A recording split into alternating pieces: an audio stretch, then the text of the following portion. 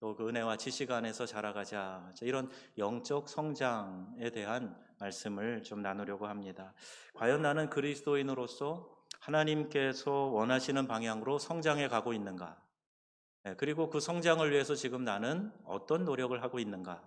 그럼 이건 수시로 우리가 스스로에게 해야 할 질문이에요. 과거의 질문은 한번 한 것으로 끝나는 게 아니라 계속해서 우리에게 나는 지금 성장해 가고 있는가? 어떤 방식으로 성장을 하고 있는가? 이것을 묻고 답을 찾아 보아야 한다는 것이죠. 특별히 10월에는요, 우리 교회의 중요한 영적인 행사이죠. 14일간의 특별 새벽 기도, 그리고 6번의 가을 영성 집회가 우리 오시는 강사님들을 통해서 아주 주옥 같은 말씀을 듣는 그런 기회들이 예정되어져 있습니다. 오늘 말씀을 통해서 우리가 도전받고 이 영적인 잔치에 참여하여서 더 큰 도약이 일어날 수 있기를 간절히 소망하는 것입니다. 오늘 본문 말씀은요, 우리에게 이런 영적 성장의 중요성, 그리고 그 방향을 분명하게 제시해 주고 있어요. 짧은 두 절이지만 우리가 왜 영적 성장이 일어나야 하는가, 또 어떠한 방향으로 우리의 영이 성장해 가야 되는가, 이것을 정확하게 말씀하고 있다는 겁니다. 그래서 오늘 이 두 절을 강해하려고 하는 것인데요, 먼저 중요하게 생각할 것은 미리 알고 조심하라. 그러니까 뭐를요? 영적 성장을 가로막는 위험들이 있기 때문에 그런 위협들을 미리 알으라는 거예요. 그럼 알면 대처할 수가 있죠. 적이 쳐들어오는 걸 아는 것과 모르는 것은 큰 차이가 있는 거예요. 그래서 미리 알고 잘 그 위협들을 대처하고 피하기도 하고 넘어서기도 해야 된다는 거죠. 베드로 사도는 17절에 이렇게 말씀하고 있어요. 우리 같이 읽어보겠습니다. 그러므로 사랑하는 자들아, 너희가 이것을 미리 알았은즉 무법한 자들의 미혹에 이끌려 너희 굳센 데서 떨어질까 조심하라. 아멘. 이 말씀은 영적 성장이 저절로 이루어지지 않는다는 걸 말씀해 주죠. 외부로부터 오는 분명한 공격, 대적의 공격이 있다. 그러니까 꽉 붙잡고 그 미혹에 이끌려서 굳센 데서 떨어지지 않도록 조심하라. 이렇게 경고의 말씀, 경계의 말씀을 하고 있는 것입니다. 이것을 미리 알고 조심해라 하는 건데, 무법한 자들의 미혹, 이것은 말씀을 기준으로 따르지 않는 자들, 거짓 가르침이나 유혹, 이런 것들을 이야기하는 거죠. 당시 교회에 만연했던 거짓 교사들이 이단적인 가르침을 말하면서 사람들을 자꾸 미혹시키는 거예요. 오늘날도 마찬가지입니다. 여러분, 초대교회 때 있었던 이단이 오늘날 형식만 바꾸고 이름만 바꿨지 그대로 있어요. 그 내용이 그대로 있어요. 예수 그리스도에 대해서, 성령에 대해서, 또 이 말씀의 영감에 대해서, 우리의 신앙생활하는 여러 기준들에 대해서 흔들어 놓는 이단들이 여전히 많이 있다는 거예요. 그러니 여러분, 내가 신앙에 견고하지 않으면요, 흔들려 미혹받을 수 있습니다. 이단에 빠진 사람들을 보면은 어리석은 사람들, 신앙이 전혀 없었던 사람, 이런 사람들 아니고요, 똑똑한 사람들, 사회적으로도 아주 지위가 있고 엘리트 계층의 사람들, 이런 사람들도 이단에 훅훅 넘어갑니다. 그럼 미혹당하면은요, 당할 재간이 없어요. 그러니까 내가 말씀에 견고히 서서 그 말씀을 굳건히, 심지를 굳건히 하고 뿌리를 내리지 않으면 어느 누구도 다 이단에 미혹될 수 있다는 걸 알아서 경계하라는 거예요. 이 미혹받지 않도록 영적 성장을 가로막는 그 위협으로부터 미리 알고 조심하고 대비해라. 이것을 말씀하고 있어요. 찰스 스펄전 목사님은요, 설교의 가장 중요한 기능을 이렇게 말합니다. 진리를 선포하고 거짓을 폭로하는 것, 이게 설교다, 이렇게 정의를 하고 강조했어요. 그는 교회가 거짓 가르침에 미혹되지 않도록 성경적인 진리를 분명하게 제시해야 된다, 이것을 강조하고 있습니다. 우리의 신앙이 굳센 데서 떨어질까 조심하라. 이 경고는 우리가 현재 붙잡고 있는 이 믿음의 견고함을 잃지 않도록 항상 깨어서 경성해야 한다 하는 것을 말하는 겁니다. 이는 우리가 말씀을 깊이 알지 못하고 기도에 게을리하며 세상의 가치에 쉽게 물들 때 일어날 수 있는 그런 위협이 되는 것이죠. 이미 세속화가 급속도로 빠르게 진행되고 있어요. 이때 우리가 경계해야 될 것은, 여러분, 하나님 없는 세상을 만들어가는 게 세속화거든요. 하나님이 필요치가 않아요. 그러니까 하나님 없어도 우리 스스로 잘 살 수 있습니다. 자, 이렇게 만들어 가는 게 이 세속화의 과정인데 얼마나 빨리 이렇게 오염되고 있는지 모릅니다. 여러분은 안녕하십니까? 여러분의 신앙은 별 문제 없으세요? 혹시 나는 하나님 없어도 되는 것처럼 그렇게 행동하고 있지는 않습니까? 한 예를 하나 들어볼게요. 내가 하나님 앞에 이전처럼 기도하고 있지 않다. 그럼 그 원인이 뭡니까? 혹시 하나님 아니어도 내 의지로, 아니면 내 경험과 지식으로, 내가 살아온 방식으로, 내 통장의 잔고로 내 인생이 보장된다, 그렇게 생각하면 기도 안 할 수 있어요. 여러분, 이게 세속화로 가는 가장 무섭고 빠른 길이 됩니다. 프랑스 같은 나라는 세큐리테 소시알이라 그래, 사회 보장 제도가 잘 돼 있어요. 그러니까 가난해도 뭐 먹을 거 걱정 안 하고 열심히 일 안 해도 나라가 먹여주고, 그러니까 지금 저 나라가 지금 어려운 문제에 지금 직면해 있지 않습니까? 아무튼 사회 보장으로 쓰는 돈이 굉장히 많아요. 그러니까 하나님 아니어도 사회 보장 제도가 우리를 살려줍니다 생각하면 기도 안 할 겁니다. 굳이 하나님 찾아서 하나님 예배하는 일에 힘쓰고 주님 말씀대로 살려고 몸부림치고 이런 일들이 점점 사라지면서 하나님 없어도 되는 세상을 만들어요. 여러분, 이미 공산주의가 이것을 시도를 했지요. 공산주의가 이렇게 자본가들을 이렇게 없애면서 모두가 평준하게 살도록 사회를 만들겠다, 실패했지요. 전 세계적으로 공산주의는 다 실패되었습니다.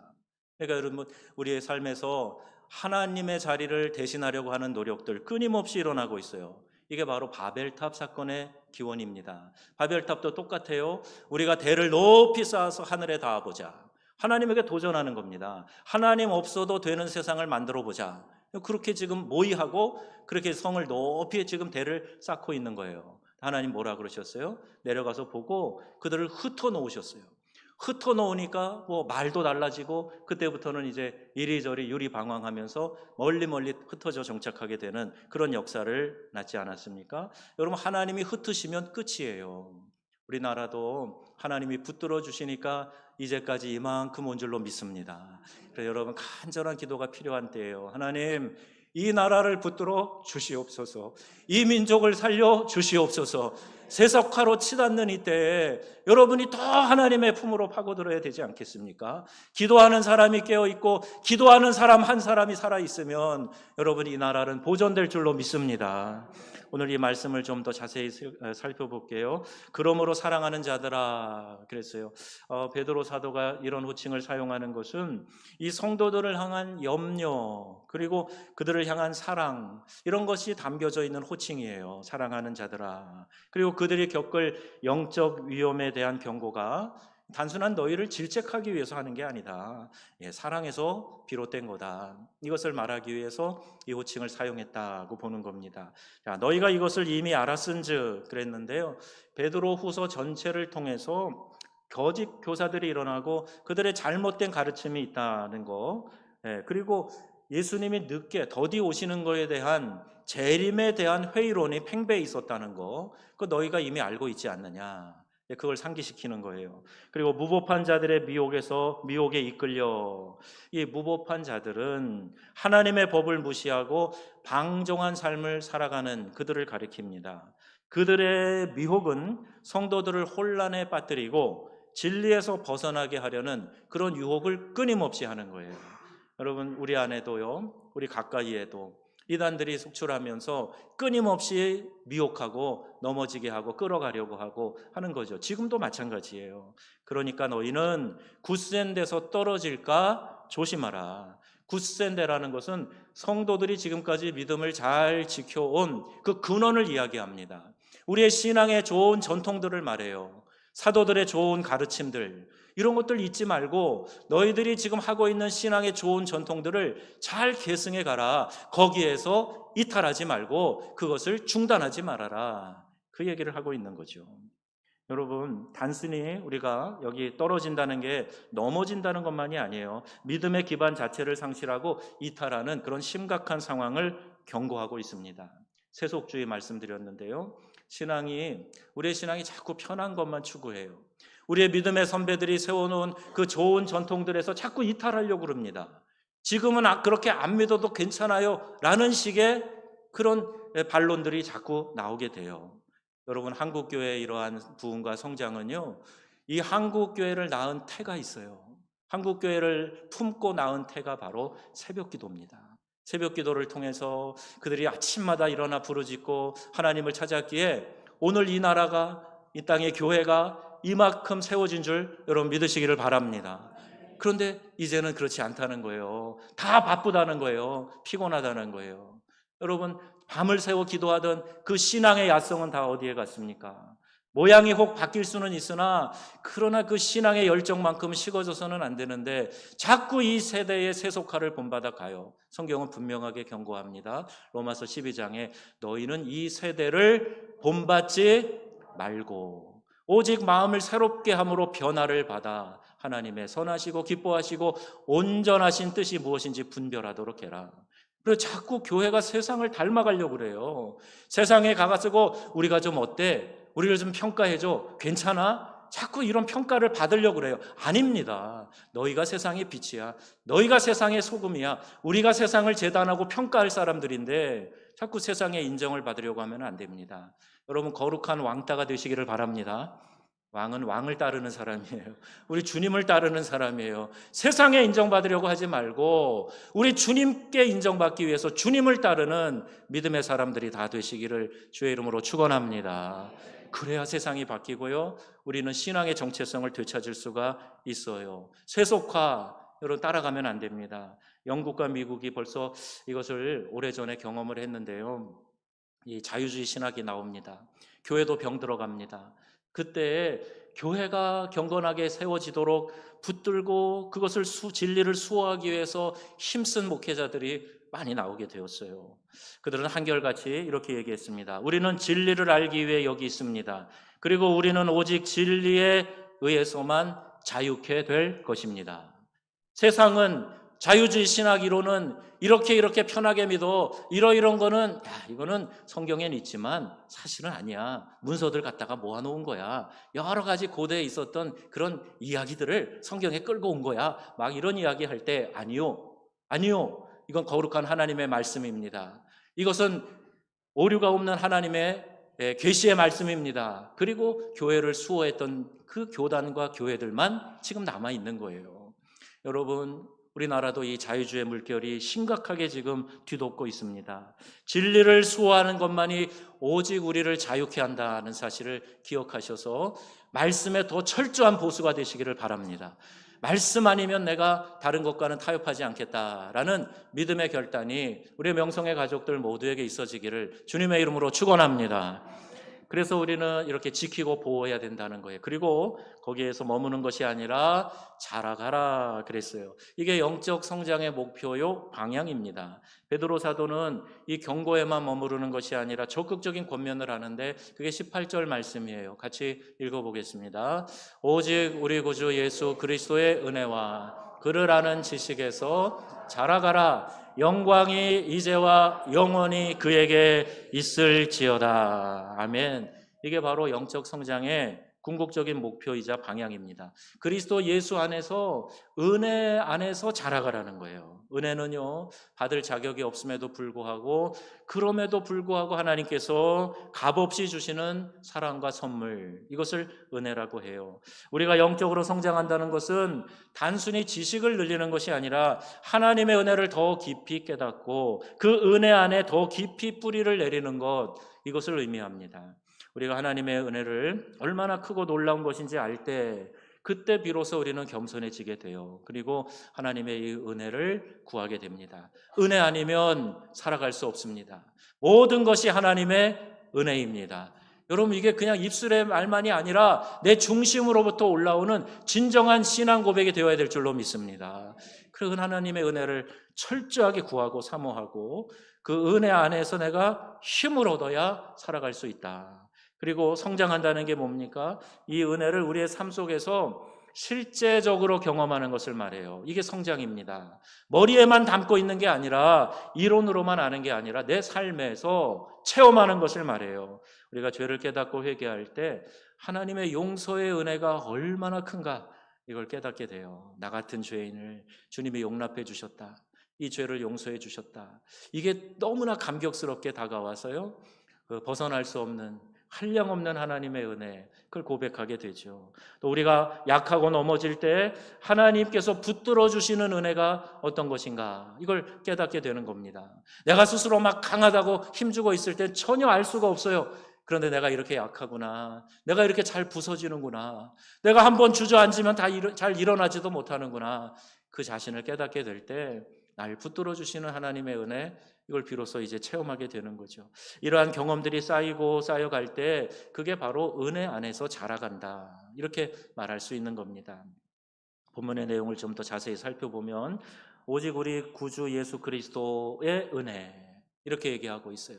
오직이라는 말이 붙어 있어요. 그리고 우리의 구주 예수 그리스도, 그분의 은혜, 이 은혜는 오직 우리 주님으로부터 우리에게 오는 거예요. 예수님 때문에 우리가 이 은혜를 체험하고 살아가는 겁니다. 너희가 그 은혜로 인하여 믿음으로 말미암아 구원을 얻었으니 이게 너희에게서 난 것이 아니고 하나님의 선물이라 말씀합니다. 값없이 주시는 하나님의 선물, 내 공로가 아니라 하나님이 거저 주시는 그 구원의 선물, 이것을 말하는 거예요. 그런데 그 은혜 안에서 그리스도를 아는 그 지식에서 자라가라는 거예요.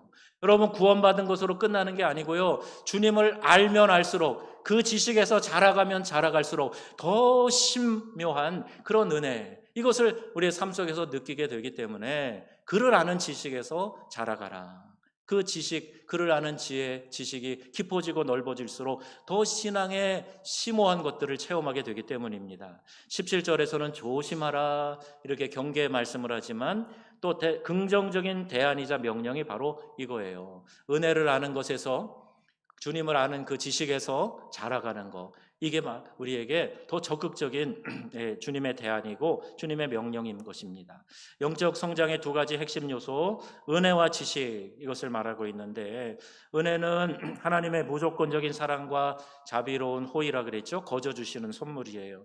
다 자라가라 하는 이 말을 한번 살펴보겠습니다. 현재 진행형 명령이에요. 명령형으로 되어 있는 성경 구절이 참 많은데요, 이 명령형은 대부분 말씀하시는 하나님의 의지가 담겨져 있어요. 너희가 거룩하라 명하실 때 불가능한 것 같지만 내가 너희를 거룩하게 해주겠다는 하나님의 의지가 담겨 있다 그랬잖아요. 여러분, 우리에게 이 말씀을 하실 때 자라갈 수 있다는 거예요. 내 힘으로요? 아니요, 하나님의 의지로, 하나님의 힘으로 우리를 자라게 해주신다. 영적 성장이 한 번에 끝나는 게 아니라 지속적이고 역동적인 과정이다 하는 것도 말씀하고 있어요. 거기 사용된 헬라어 동사가 있는데 아욱사네테라고 하는 단어입니다. 성장한다, 증가한다 라는 뜻인데 계속해서 성장해 간다, 점진적으로 자라간다, 그런 의미를 가지고 있다 그래요. 자, 여러분, 신앙이 계속 자라고 있으십니까? 과거에 30년 전의 신앙을 가지고 박물관에나 모셔놔야 될 거 지금까지 자랑하고 있으면 안 되고요, 지금 나의 신앙이 어떤 것인가, 이 신앙의 현주소가 분명해야 된다는 거예요. 여러분, 여기 계신 많은 분들이 신앙에 좋은 체험들이 많이 있으실 겁니다. 이 교회를 지을 때 한 30년 됐잖아요. 그때 내가 막 벽돌을 지고 날랐어요. 그런 권사님 계세요. 참 귀하시죠. 참 은혜로운 시간이었을 거예요. 그런데 거기에서 그치면 안 됩니다. 지금도 주님을 위한 헌신과 주님을 사랑하는 마음이 계속해서 이어져 가는 이런 진행형 명령이 돼야 된다는 거예요. 여러분의 삶 가운데 주님의 이 명령이 진행형으로 지금 나타나고 있습니까? 이걸 한번 점검해 보자는 겁니다. 아욱사네테, 지금 계속 성장해 가고 있습니까? 점진적으로 계속 늘어나고 있습니까? 증가해 가고 있습니까? 아니면 옛날 것만 계속 퍼오고 지금은 아무것도 할 말이 없는 그런 신앙이 되어서는 안 된다는 얘기죠. 영적인 영역에서 점진적인 발전이 일어나는 우리 신앙의 귀한 성도님들 다 되시기를 주님의 이름으로 축원합니다. 그리스도를 아는 지식에서도 자라가라 그랬어요. 영적 성장의 또 다른 중요한 축입니다. 주님을 더 깊이 알아가는 거예요. 하나님을 알면 알수록, 우리 예수님에 대해서 더 깊이 깨달으면 깨달을수록 그 은혜와 사랑이 더 감격스럽고 너무나 감사하고 너무나 주님의 그 은혜를 더 갈구하게 되는 그런 마음을 갖게 되는데요. 그래서 이것은요, 지식으로만 아는 게 아니에요. 뭐 성경 공부를 해서 요절을 암송하고 그랬다고 해서 그걸로 끝나는 게 아닙니다. 머리에 두는 것이 다가 아니고요, 경험적으로 이해하고 아는 것을 이야기하고 있어요. 사도 바울은 이 예수님을 경험적으로 아는 이 지식, 이게 가장 고상한 지식이라 그랬어요. 빌립보서 3장 8절에 이렇게 고백하고 있는데 한번 보시겠습니다. 빌립보서 3장 8절에 읽습니다. 또한 모든 것을 해로 여김은 내 주 그리스도 예수를 아는 지식이 가장 고상하기 때문이라. 아멘. 사도 바울은요, 엘리트 중에 엘리트예요. 공부 잘한 사람이에요. 그런데 그 사도 바울이 내가 아는 이 많은 지식들, 예수 그리스도를 경험적으로 아는 그 지식에 비하면 아무것도 아니다. 이건 차라리 배설물 같은 것이다.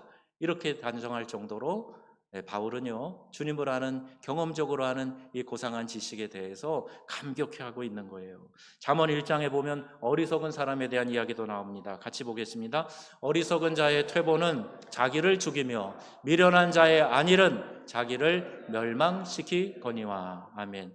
여러분, 우리 신앙에도 거만하면 미련한 자가 됩니다. 나 이만하면 됐소 라는 그런 신앙을 갖고 더 이상 주님에 대해서 알아가려고 하지 않고 체험적으로 그분을 경험하려고, 말씀을 내가 체험적으로 알려고 하지 않는 거, 이게 바로 그런 거예요. 우리 일부 예배에 간증을 한 우리 탤런트 영상을 저도 들었어요. 방송실에서 선정을 해서 보여주는데 이 설교의 내용과 똑같아요. 그분이 이런 고백을 하는 거예요.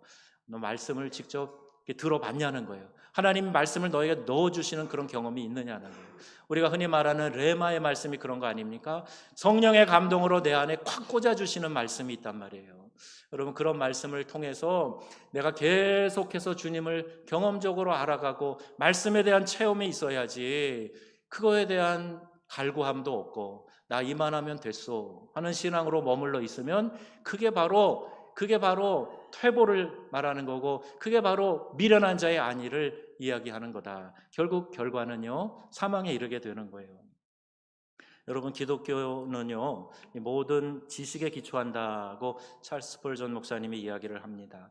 그는 지식 없는 열심은 위험하다. 당신의 감정은 진리의 지식에 의해서 통제되어야 한다. 이렇게 강조를 했어요. 이단에 빠지는 가장 결정적인 이유는 뭐냐면 그리스도를 아는 지식이 없어서 그래요. 진리의 지식에 대해서 내가 탐구하며 흠모하며 그 말씀의 가치에 깊이 빠져들고자 하는 그 갈급함이 없으니까 이단이 와서 훅 들어오면 거기에 넘어가는 거예요. 너 신앙생활하는데 재미있니? 뭐 특별한 체험이 있어? 너 삶이 뭐 좀 달라진 거 있니? 없잖아. 기쁨도 없는 것 같은데 일로 와봐. 그리고 자기들의 논리로 한두 마디 하면 거기에 훅 넘어가는 거예요. 이게 이단에 빠지는 결정적인 이유입니다. 여러분, 진리의 말씀에 굳건히 서시기를 바랍니다. 그리고 체험적으로 예수님을 알아가는 것에 갈급함이 있어야 된다는 거예요. 예수님 나에게 보여주세요. 나에게 들려주세요. 그러면 여러분, 주님이 나에게 나타내 주시는 계시의 하나님이심을 믿으시기를 바랍니다. 숨어 계시는 분이 아니에요. 보여주시는 분이세요. 여러분, 그분을 더욱 깊이 알아갈 때 이 지식은요, 우리의 삶을 변화시키고 올바른 판단을 내리게 하고 세상의 미혹에 흔들리지 않는 굳건한 신앙을 갖게 해주는 것입니다.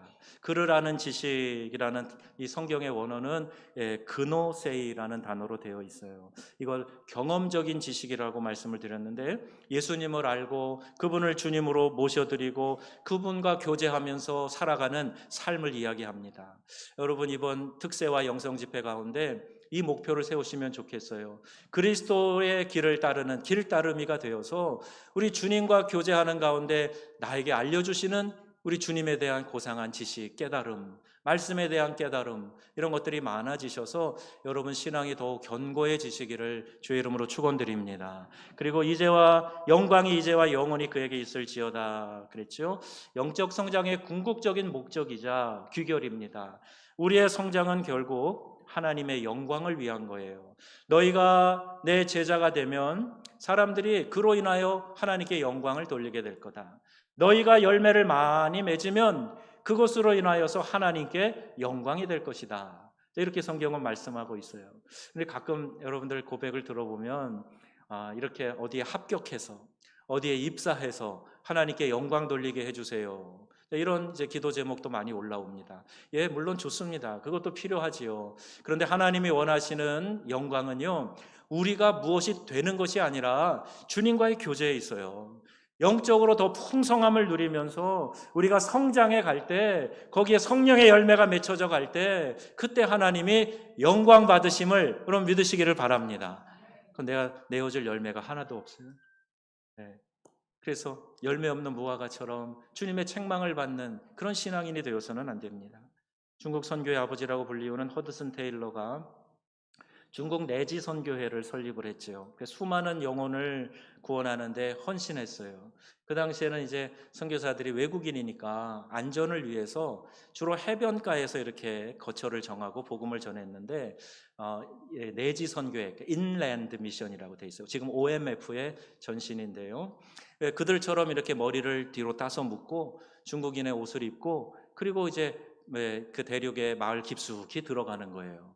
얼마나 어렵겠습니까? 백인이 그런 모습을 가지고 복음 전한다고 막 살아가는데 너무너무 힘든 일들, 역경, 고난이 이루 말할 수 없이 많았어요. 그러나 그가 늘 이렇게 고백했다고 합니다. 하나님의 일을 하나님의 방식으로 하면 하나님의 공급은 부족함이 없다. 이 고백이에요. 여러분, 내가 하나님의 일을 하고 있습니까? 하나님의 방식으로 그 일을 하고 있습니까? 그러면 공급하시는 분은 넉넉히 공급하시는 우리 하나님이심을 믿으시기를 바랍니다. 우리의 점검은 없고 그저 하나님 앞에서 아쉬움만 토로하는 그런 신앙이 되면 안 되지요.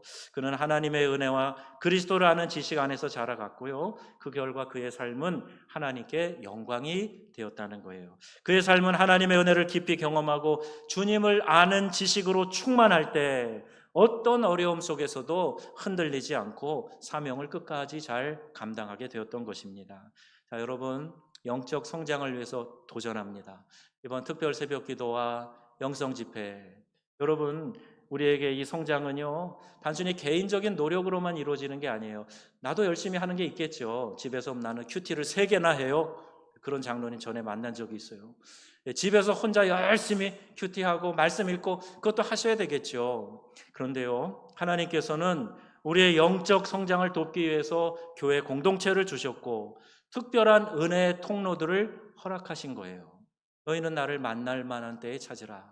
가까이 계실 때 그를 부르라. 말씀하는 것처럼 우리에게 이런 기회를 주신 겁니다. 이번 10월 우리 교회에서는 여러분의 영적 성장을 위해서 이 중요한 2가지 은혜의 통로를 예비하고 있어요. 바로 3주간 14번 특별 새벽 기도, 6번의 그 가운데 있는 6번의 영성 집회입니다. 여러분, 이런 영적인 모임들을 통해서 영적인 근육을 강화시키는 이런 탁월한 기회로 삼으시면 좋겠어요. 마틴 로이드 존스 목사님이 한 얘기입니다. 하나님의 말씀인 성경과 함께 시간을 보내지 않고 영적으로 성장하기란 불가능하다 단언했습니다. 여러분, 우리가 그냥 주일날 한번 예배 참여하고 간간히 성경을 펴서 읽는 것만으로 다 되지 않아요. 집중적으로 내가 말씀 안에서 깨어 기도하는 것이 체화되도록 이 3주간의 기간을 마련해 놓고 여러분과 함께 이 길을 가려고 하는 거예요. 이 가을에 여러분 깊은 영성을 가진 이 말씀 선포와 함께 우리의 간절한 기도가 어우러질 때 하나님께서는 놀라운 영적인 부흥을 우리 모두에게 허락해 주실 것을 믿습니다. 자, 특별 새벽 기도회는 왜 특별이냐? 새벽을 깨우는 영적인 전투와 같기 때문에 그래요. 예레미야 17장 5절에서 7절 말씀 같이 읽어보겠습니다. 여호와께서 이와 같이 말씀하시니라. 무릇 사람을 믿으며 육신으로 그 힘을 삼아 마음이 여호와께서 떠난 그 사람은 저주를 받을 것이라. 그러나 무릇 여호와를 의지하며 여호와를 의뢰하는 그 사람은 복을 받을 것이라. 아멘. 지난달에 읽은 김형익 목사님의 책 길 따르미에 보면 새벽을 깨운다라는 것은 단순히 일찍 일어나는 것을 넘어서 삶의 우선순위를 하나님께로 드리는 영적인 결단이다, 이렇게 표현하고 있어요. 참 옳은 설명인 것 같습니다.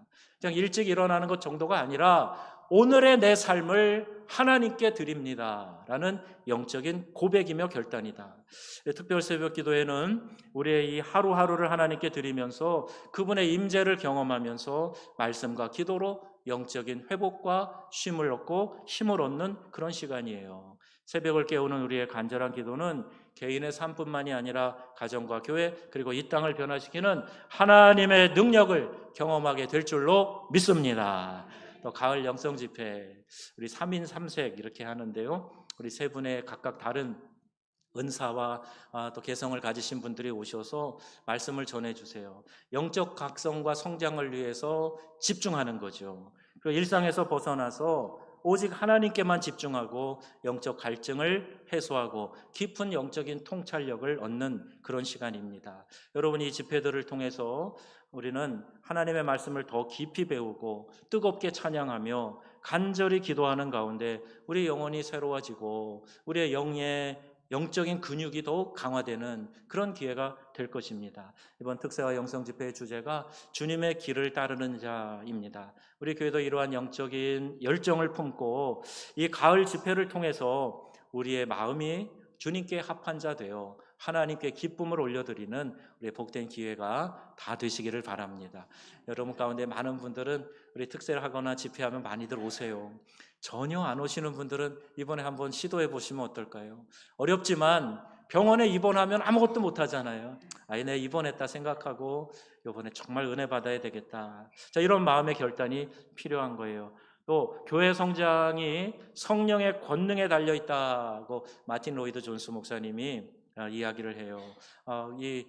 영국의 유명한 설교가 아니십니까? 교회의 부흥과 성장은 성령의 이끌림 가운데 있다는 거예요. 그가 이 영국 교회 세태를 보면서 안타깝게 여긴 것은 그들이 기도하며 성령 하나님의 역사를 구하지 않는 그런 모습에 있었는데, 오늘 우리의 교회도 유럽 교회들이 세속화되는 이 모습을 너무나 빠르게 그 수순을 밟아가고 있습니다. 우리의 영적 성장 또한 성령의 권능과 말씀에 달려 있다고 믿습니다. 성령의 강력한 임재를 경험하고 말씀의 능력으로 우리의 영혼이 새로워지는 이러한 놀라운 축복을 누리시는 기회가 되시기를 바랍니다. 교회는요, 교인 수의 양적인 성장보다 더 중요한 게 있어요. 그것은 말씀을 통한 우리의 심령의 부흥입니다. 기도는 그러한 영적인 부흥의 핵심이 되는 거예요. 우리 교회도 특별 새벽 기도회와 가을 영성 집회를 통해서 이 같은 영적 이런 부흥을 경험하게 될 것입니다. 함께 기도하고 함께 말씀을 들을 때 우리의 영적인 성장이 배가 될 것을 믿어요. 자, 말씀의 결론입니다. 베드로후서 3장 18절 영광이 이제와 영원히 그에게 있을지어다. 이 말씀으로 끝을 맺어요. 우리의 영적 성장의 궁극적인 목적, 하나님께 영광을 돌리는 것이다. 그래서 여러분 그리스도 안에서 그 은혜를 더 깊이 깨닫고요, 주님을 아는 지식에서 더 많이 자라나는 그런 기회가 되기를 바라고, 또 그래서 이 가을에 우리 안에 영적인 열매들이 많이 맺혀지고 주님 앞에 설 때에 잘했다, 착하고 충성된 종이라 칭찬 듣고 또 귀한 상급을 얻는 우리 복된 명성의 가족들이 다 되시기를 우리 주 예수님의 이름으로 축원합니다. 아멘.